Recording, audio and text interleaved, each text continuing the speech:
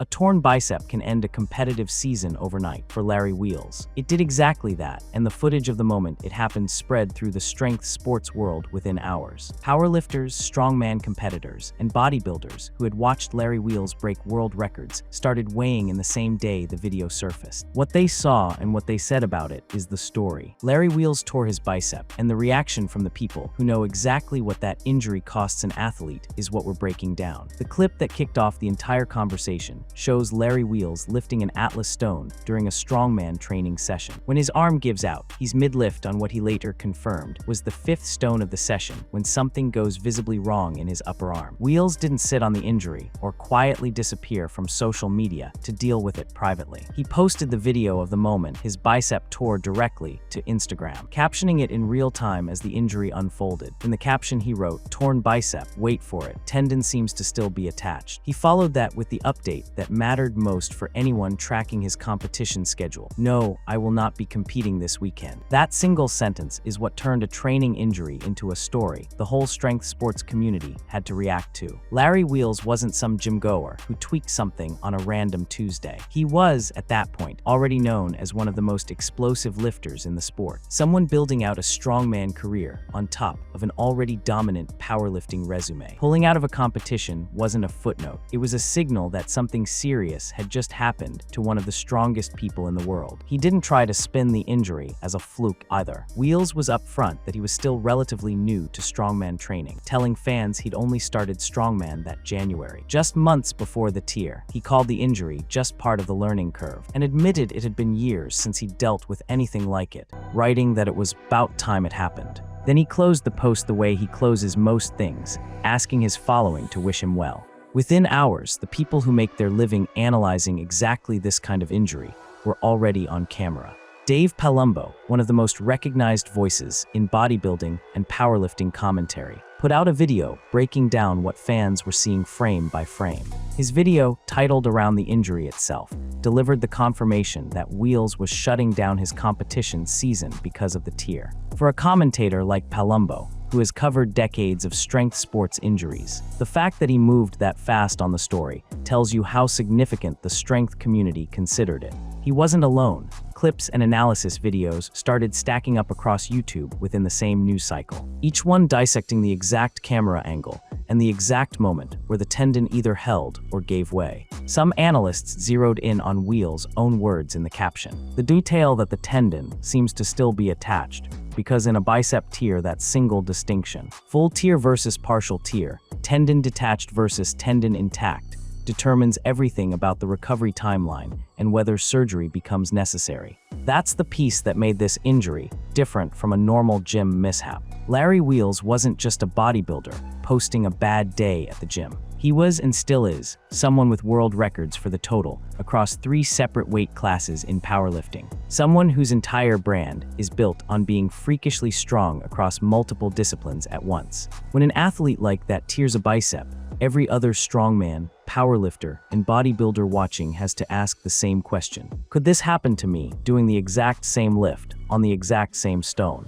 That question is exactly what fueled the wave of reaction content. Strongman training, especially with Atlas stones, puts a level of sheer stress on the bicep tendon that traditional bodybuilding movements rarely approach. Lifters who had years of experience with the discipline started explaining, in their own reaction videos, why stones in particular are one of the more common culprits for bicep tears in strength sports. The loading position forces the arm into a curl-like position under extreme, awkward tension right as the stone breaks off the ground. For fans who had followed Wheels through his rise, the record totals, the crossover into bodybuilding, the willingness to try disciplines outside his comfort zone, watching him get hurt trying something relatively new felt like the first real crack in the invincible image he'd built. Up to that point, most of what people had seen from him was highlight reel material. Monster deadlifts, insane bench numbers, viral strength challenges. This was the first time a huge chunk of his audience watched something go wrong in real time. And the reaction videos that followed were as much about processing that shift as they were about analyzing the tear itself. What nobody fully appreciated in that first wave of reactions, though, was that this wouldn't be the last time Larry Wheels and the words "torn bicep" would end up in the same headline. The story that started with Atlas stones would resurface years later under very different circumstances, tangled up with a health scare that had nothing to do with strongman training at all. And that's where the reactions from the bodybuilding community really intensified. To understand why an arm injury generated this much conversation, you have to understand what Larry Wheels represents inside strength sports. Born Larry Williams in December 1994, Wheels grew up bouncing between New York City and St. Martin before eventually building his career out of Los Angeles. He's described on his own record as a French Antillean-American powerlifter, fitness influencer, and professional bodybuilder competing in the IFBB Pro League, a combination that almost nobody else in the industry has managed to hold at the same time. Most elite athletes specialize. Powerlifters lift heavy and stay in their lane. Bodybuilders diet down and focus on aesthetics. Strongman competitors train for a completely different kind of functional brutality. Wheels tried to do all three, plus arm wrestling on top of it. And he didn't just dabble, he set world records for the total in 3 separate weight classes as a powerlifter alone. That's the resume that made him a reference point for an entire generation of lifters who grew up watching his YouTube channel. That channel is a big part of why his injuries become events instead of private setbacks. His platform has pulled in over 1 billion views and more than 3 million subscribers. And his Instagram following sits in the millions as well. When you have that kind of reach, and you post the exact video of your bicep tendon giving out mid-lift, you're not just informing your close circle. You're handing a viral clip to a fitness media ecosystem that thrives on exactly that kind of content. Sportskeeda captured this dynamic well in a separate piece about Wheels, noting that a large chunk of the fitness world has shown consistent admiration for his physique and his willingness to showcase his training in real time. His biceps specifically had become something of a signature feature. His best recorded bicep measurement sits at 20 inches, a number that put him in rarefied territory even among competitive bodybuilders. So when the injury that hit was specifically to the bicep, the exact body part that had become part of his visual identity, the story carried an extra layer of irony that reaction creators didn't ignore. Wheels has also been candid about how he got here. In a profile picked up by Muscle and Fitness, he explained that he found his calling for lifting around age 17, after realizing school wasn't for him. He put it plainly, he didn't want to let his talent go to waste. He hated studying, and lifting was the only thing he was ever passionate about. That kind of raw, no-frills origin story is part of why the bodybuilding community treats him less like a distant celebrity and more like one of their own. A guy from a rough upbringing who turned obsessive gym habits into one of the most recognizable brands in strength sports. That's the context that makes the reactions to his injuries hit differently than they would for a random influencer. When Dave Palumbo puts out a breakdown video, he's not covering some anonymous gym rat. He's covering someone whose training clips have been referenced by other elite lifters for years. Someone whose numbers in the 242-pound weight class alone, a world record total of over 2,000 pounds, put him in a category most competitors never sniff. And the bicep tear from the Atlas stones wasn't a one-off blip that faded from the conversation. It became a reference point every time Wheels dealt with a subsequent setback, because it established a pattern that the bodybuilding world started watching closely. An athlete who kept pushing his body across multiple disciplines, kept absorbing injuries, and kept coming back anyway. T-Nation's powerlifting forum, in discussing his post-injury comeback meet, summarized the general read on the situation bluntly, noting that Wheels got hurt because strongman training and certain training choices don't always mix well, and that he was still not fully recovered when he pivoted back into powerlifting prep, showing up to training looking fluffier than ever, while aiming to chase a world record in sleeves anyway. That detail is important because it foreshadows exactly the kind of response Wheels would become known for among his peers, training around an injury rather than shutting down completely. Reaction creators picked up on this immediately. The forum commentary captured the disbelief that so many lifters felt watching him hit personal records on bench and squat while still dealing with residual bicep issues, with one contributor writing that they couldn't get over how much of a freak Wheels seemed to be, hitting personal records seemingly at will, even with an arm that wasn't fully healed. This is the piece that separated the reactions to Larry Wheels' injury from a typical influencer gets hurt news cycle. Bodybuilders and powerlifters weren't just expressing sympathy. They were reacting with a mix of concern and genuine confusion at how someone could keep performing at an elite level with a compromised bicep tendon. That tension, respect for the toughness, worry about the long-term damage, is exactly what carried the story into its next, more serious chapter. By the time Larry Wheels' name came up again in connection with a torn bicep, the stakes had changed considerably, and so had the tone of the reactions. Years after the Atlas Stone injury, Wheels found himself dealing with a life-threatening health scare, completely separate from any single lift. He was diagnosed with rhabdomyolysis, a condition where muscle tissue breaks down and releases proteins into the bloodstream that can overwhelm the kidneys. It's the kind of diagnosis that ends careers, or in worse cases, ends lives. And in the middle of dealing with that recovery, Wheels tore his bicep again, this time in his left arm, while training for another strongman competition. That combination, a serious internal health condition stacked directly on top of a fresh bicep tear, is what pulled some of the most respected names in bodybuilding commentary into the conversation. IFBB pro Greg Doucette, a figure who has built one of the largest platforms in bodybuilding, YouTube, specifically around blunt, no-nonsense breakdowns of other athletes' training and health, made a video addressing what Wheels was going through. Doucette had already stepped back from competing himself, but he remained one of the most consistent voices reacting to news in the sport. His message on Wheels was clear and direct. He said the bodybuilding community was praying that he comes out of this 100%, acknowledging just how serious the situation actually was. But Doucette didn't stop at well wishes. He used his platform to flag something that other reaction creators hadn't emphasized as clearly: the long-term risk tied specifically to rhabdomyolysis in someone carrying Wheels' amount of muscle mass. Doucette pointed out that if kidney damage was part of what Wheels was dealing with, it would genuinely help for him to reduce the sheer volume of muscle he was carrying, since more muscle mass means more potential for the exact kind of breakdown that caused the rhabdo diagnosis in the first place. That's not the kind of comment that gets made lightly in a community that generally celebrates size above almost everything else. Coming from someone with Doucette's credibility, it landed as a real warning rather than an offhand remark. Around the same window, Fitness Volt covered Wheels' own account of how the rhabdo diagnosis happened, reporting that he had made a visit to the emergency room after training and was told the diagnosis directly.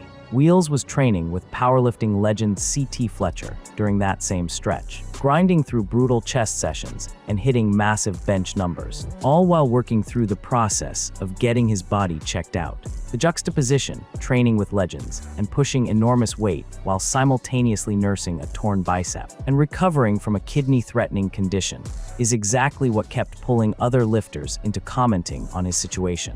What made the bodybuilding community's reaction so intense wasn't just the injury itself. It was what Wheels did immediately after. Rather than shutting his arm down completely to protect the torn bicep, his Instagram stories showed him doing concentration curls on the injured side. He captioned one clip explaining that the movement was a good accessory, exercise specifically for arm wrestling, saying it would strengthen his defensive hook. Then in a follow-up post, he directly addressed the torn bicep, writing that the arm was slightly weaker now, but calling it hardly noticeable. That single detail, an athlete casually curling weight on an arm with a confirmed torn bicep, is what a lot of reaction commentary specifically zeroed in on. It wasn't framed as reckless in most of the coverage. If anything, Essentially Sports covered the moment as evidence of Wheels' resilience, framing him as someone who wasn't willing to let trauma stop him. But among lifters who understood the actual biomechanics of a torn bicep, the moment generated a real split. Some treated it as further proof of the freakish pain tolerance and work ethic that had made Wheels famous in the first place. Others treated it as exactly the kind of behavior that turns a partial tear into a much worse injury down the line. The rhabdomyolysis diagnosis had already put Wheels' name into conversations about the dangers of pushing the body past reasonable limits. And now the bicep tear was reinforcing that same theme from a different angle. His recovery period became something the bodybuilding press followed step by step. Essentially Sports ran a follow-up piece specifically about Wheels attempting a heavy construction-style curl during his recovery, with the athlete himself joking about the risk, essentially telling his following that he was trying to tear his bicep again as he pushed a heavy curl attempt. That level of self-aware humor about re-injury became part of the pattern people expected from him, acknowledging the danger publicly while doing the risky thing anyway. Other lifters who'd built platforms specifically around covering strength sports injuries and technique picked the story up too. Doctor Reaction Content, a growing subgenre on YouTube where medical professionals break down viral athletic injuries, started producing videos specifically walking through what a bicep tear looks like on tape and what recovery realistically involves. That kind of content doesn't get made unless the underlying clip has already reached a wide enough audience to justify the analysis. Another marker of how far the Wheels bicep story had traveled beyond his own following. By this point, the reactions weren't limited to sympathy or shock. They had split into genuine debate. Was Larry Wheels' willingness to keep training through injury after injury a demonstration of exceptional toughness, or was it a warning sign that needed to be taken more seriously by the people around him? That debate is exactly what carried into the next stretch of his career, when the consequences of years of pushing through pain started colliding with decisions about his competitive future. The bicep tear didn't exist in isolation. Once you line up everything Larry Wheels went through across just a few years, a clear pattern emerges. One that explains exactly why every new injury update kept pulling more of the bodybuilding and powerlifting community into the conversation. Before the rhabdomyolysis diagnosis and the second bicep tear, Wheels had already built a reputation as someone who treated pain as background noise. His comeback meet after the original 2019 Atlas Stone injury is a perfect example. Forum discussion around that meet described him showing up not fully recovered, still dealing with lingering bicep issues, and yet chasing a world record total anyway. Watching someone attempt max effort lifts on a compromised tendon is exactly the kind of thing that gets seasoned lifters talking, because they know from experience how much can go wrong. Then came the rhabdomyolysis scare, which added an entirely different dimension to the risk. Unlike a torn bicep, which is visible and localized, rhabdomyolysis is invisible until it isn't. Until someone ends up in an emergency room with muscle breakdown products flooding their bloodstream and threatening kidney function. Wheels described the onset of that condition to his following in blunt terms, writing that he'd gotten rhabdo and felt lightheaded. That kind of directness, posting a serious medical diagnosis to millions of followers without dressing it up, is part of why the response from other athletes felt personal rather than performative. Following that diagnosis, Essentially Sports tracked a string of updates showing Wheels easing back into training. One piece detailed him carefully performing a 250-pound dumbbell incline press with a spotter and full precautions in place, explicitly noting it as a moment where a serious surgery and a bicep tear still weren't enough to keep him out of the gym. The framing across multiple articles from that period consistently returned to the same idea. This was an athlete who had survived something that could have been permanently disabling, and instead of stepping back, he was doubling down on training almost immediately. That pattern is what shaped how bodybuilders reacted every single time a new update dropped. It wasn't shock anymore by that point. It was closer to a running commentary on whether Wheels was tempting fate. Ronnie Coleman, arguably the most decorated bodybuilder in the sport's history, and someone who has dealt with more surgeries than almost anyone in the discipline, became part of Wheels' story in a different but related way. Coleman, who himself has had to significantly scale back his training due to the physical toll of his own competitive career, was filmed jokingly knighting Wheels in an Instagram video, an interaction fans reacted to with genuine excitement, treating it as a symbolic passing of the torch between generations of freakishly strong athletes. The connection isn't a coincidence. Coleman's own post-competitive life has become something of a cautionary tale within bodybuilding circles. A legend who pushed his body to record-breaking limits and has spent much of his life since dealing with the physical consequences. When his name and Wheels' name appear in the same headline, it's hard not to read an implicit warning into it, even when the interaction itself was lighthearted. Wheels' career choices after his string of injuries reinforced just how much he was willing to gamble with his body for competitive relevance. His path took him through arm wrestling as well, a discipline notorious in strength sports for producing catastrophic arm injuries because of the extreme torque placed on the humerus and connective tissue. He was even involved in filming a training partner's arm break during an arm wrestling session, a clip serious enough that Doctor Reaction channels picked it up specifically to explain the mechanics of how arm wrestling injuries happen. Wheels didn't shy away from posting that footage either, continuing his pattern of documenting the sport's brutal realities rather than sanitizing them for his audience. He also stepped into combat sports territory outside his usual lane, taking part in a power slap match against reigning super heavyweight champion Koa Viernes, known as the Crazy Hawaiian. The match ended with Wheels getting knocked out by a single strike, a moment that went viral for entirely different reasons, but added to the growing list of physical risks he'd taken publicly in a short span. Fans reacting to that clip were blunt, with one comment calling the strike enough to beat the life out of him, while another pointed out the champion had barely thrown it at a fraction of his real power.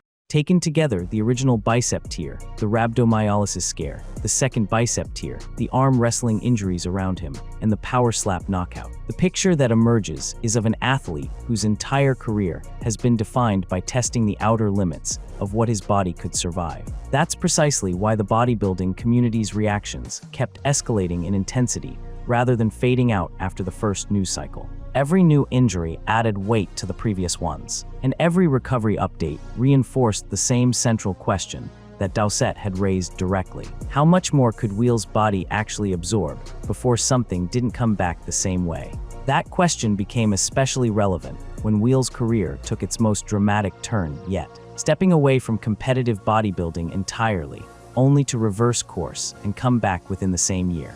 The most recent chapter in Larry Wheels' story adds an entirely new layer to how his injuries and setbacks get read by the people who have been watching him for years. In 2024, Wheels announced he was retiring from competitive bodybuilding, and the reason he gave wasn't about his bicep or any single physical injury. It was about relapsing on anabolic steroids, a struggle he had already been open about throughout his career. Citing concerns for his mental and physical health, he pulled out of a planned competition and stepped away from chasing a pro card, a decision that framed his entire injury history in a different light. The bicep tears, the rhabdomyolysis, the willingness to train through visible damage. All of it started to look like symptoms of a broader pattern of an athlete pushing every system in his body past reasonable limits, not just his tendons. But the retirement didn't last. In 2025, shortly after announcing he was stepping away, Wheels reversed course and announced he was returning to competitive bodybuilding.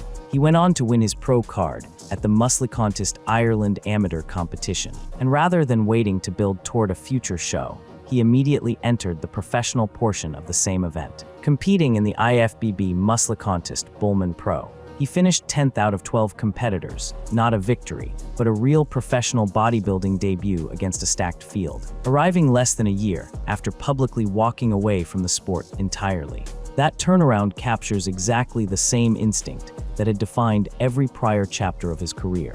Retirement, health scares, torn tendons, kidney damage risk, none of it produced a permanent step back. Each time, Wheels found his way back into competition, back into heavy training, back into the exact kind of high-stakes lifting that had caused the injuries in the first place. For the bodybuilders and powerlifters who reacted to the original bicep tear all those years ago, this comeback closes a loop that started with a single Instagram video of a torn tendon on an Atlas stone. What began as a strongman training mishap turned into a running story about an athlete who has never been able to fully separate himself from risk, no matter how serious the consequences got in between.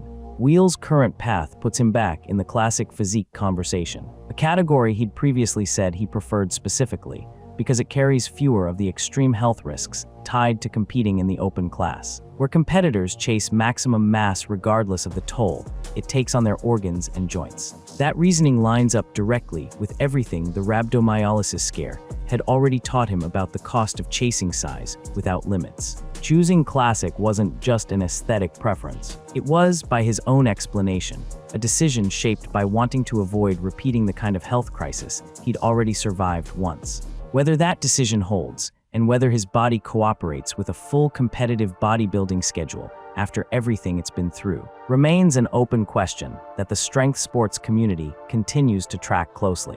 What isn't in question is how the story unfolded from that first viral clip of an Atlas stone tearing through his bicep. Commentators like Dave Palumbo and Greg Dowsett treated it as a serious injury worth immediate analysis. Fellow lifters treated it as proof of both his toughness and his risk tolerance. And Wheels himself treated it the way he's treated nearly everything else in his career, as an obstacle to train around rather than a reason to stop.